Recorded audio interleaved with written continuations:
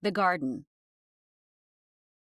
Deana woke on her own time, seeing only a few fruits available to eat, though the pitcher was still full of the orange drink.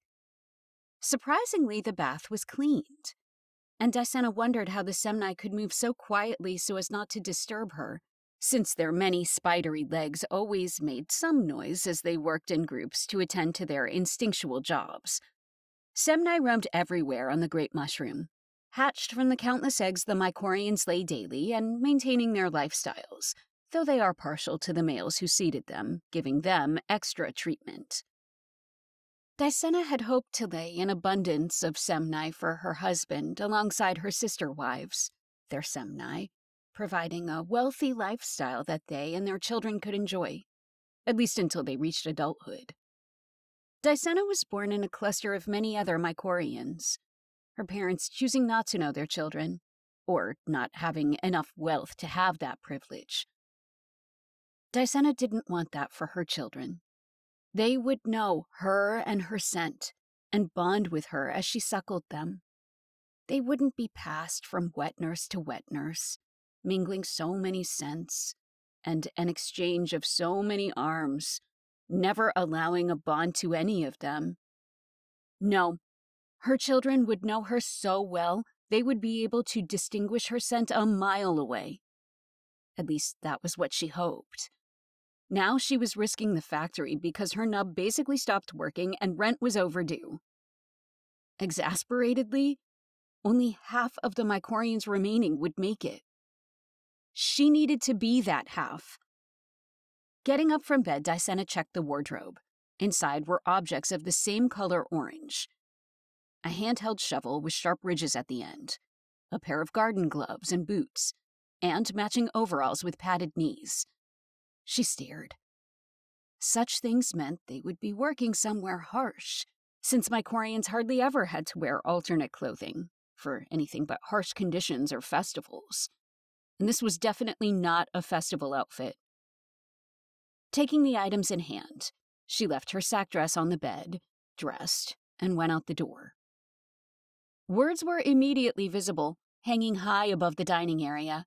The 30 tables were gone, leaving only 5 in the vast area, making them appear like small needles floating in an ocean.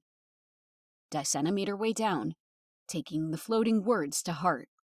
"Happy wakening, fellow Mycorian." The voice was near her ears as if only speaking to her.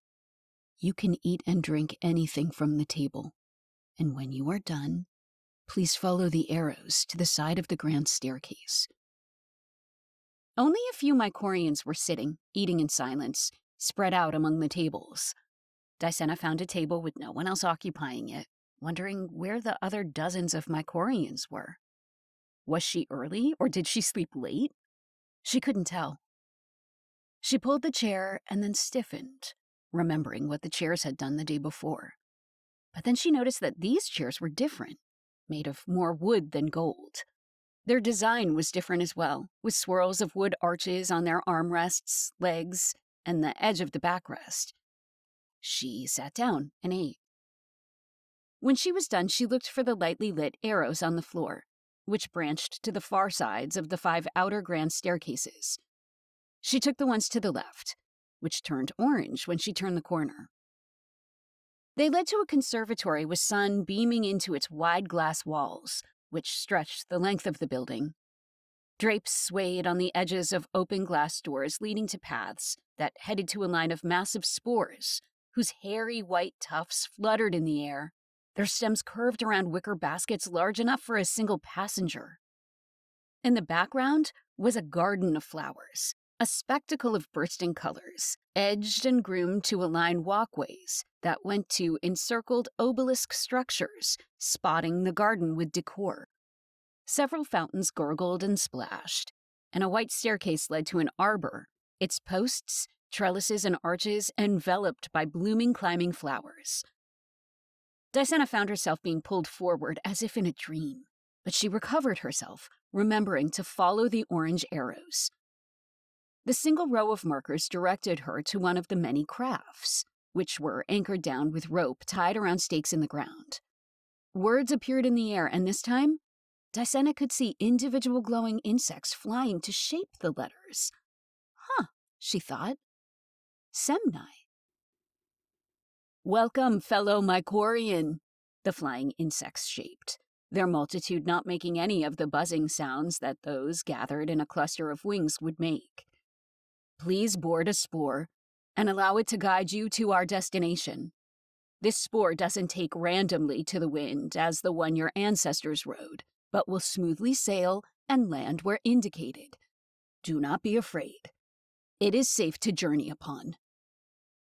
With that, the wicker basket's door made a snapping sound and slowly swung open. It took Deana some time to move her feet to board and hold onto the vertical pole anchored to its floor. The door closed, the lines holding the basket down whipped off, and she was suddenly flying in the air. She barely peeped over the high rim of the wicker basket to peer below, seeing the ground and its elements slowly miniaturize. The ride was filled with fear as Deana continued to grip the pole, her eyes squeezed shut, and she wondered how her ancestors ever rode a spore, not to mention without the support of a basket. The experience made her respect them more. When she was finally lowered back to the ground, she couldn't wait for the door to open. She stumbled out, falling to the dark soil and thanking the earth. When she had finally recovered herself, the words were waiting. You are very brave and smart to continue this journey. Now you must harvest the orange plants and place them in your sack. You must fill them and then return to the factory before the time runs out. The hourglasses are next to the spore. Happy harvesting. Deana stood up, finding a table by the craft with 10 hourglasses strung together in a line, the first one already flowing, while the rest had not turned yet. Once the first glass's sand had all reached the bottom, it would turn, its movement triggering the next hourglass's sand to flow from the upper to the lower bulb. Next to the timer was a tossed burlap sack with a few orange frayed threads and loose strings. She slung it over her shoulder. 10 hours. She had 10 hours to fill this sack. She held on to it and turned to see a field of orange plants with swirling paths between them. A statue stood in the field not far off. It was shaped into a woman, crafted from living vines and branches. She stood with bare feet, roots growing from her toes, her arms outstretched as if embracing the plant life around her, with one hand clutched into a fist. It was a gesture suggesting a deep connection with nature. Deana walked further into the field, following no particular path. She bent to a knee to examine one of the plants more closely. It was a succulent plant, with thick fleshy leaves, aligned with spiny edges.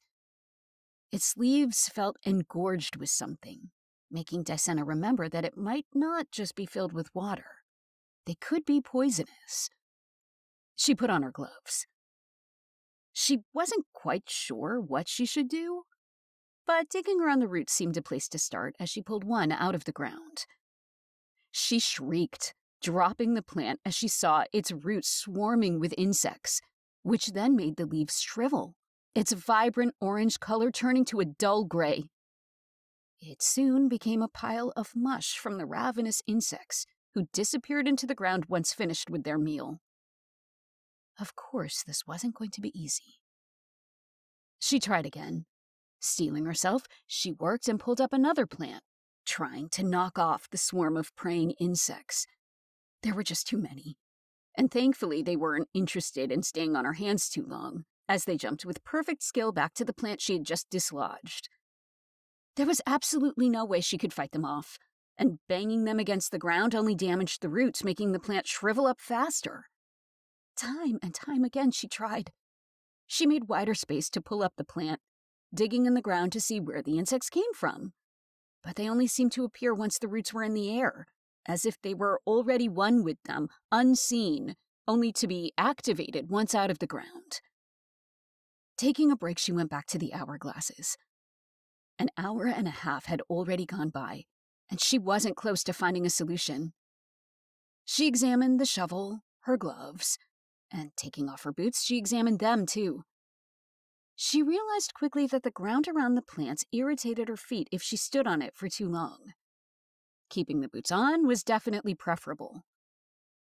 Deana decided to look around to find another food source to attract the insects, or something to distract them.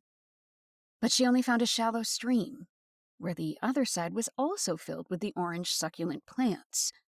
But these were much smaller.